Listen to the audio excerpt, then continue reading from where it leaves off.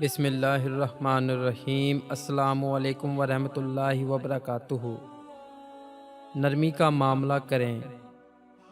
حضرت جابر بن عبداللہ رضی اللہ عنہ سے روایت ہے کہ رسول اللہ صلی اللہ علیہ وآلہ وسلم نے ارشاد فرمایا، اللہ تعالیٰ ایسے شخص پر رحم فرمائے جو بیچتے وقت، خریدتے وقت اور اپنے حق کا مطالبہ کرتے وقت نرمی سے کام لیتا ہے۔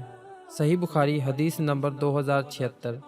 آپ دوستوں سے گزارش ہے کہ اس حدیث کو زیادہ سے زیادہ شیئر کریں تاکہ یہ پیغام دوسرے لوگوں تک بھی پہنچ جائے۔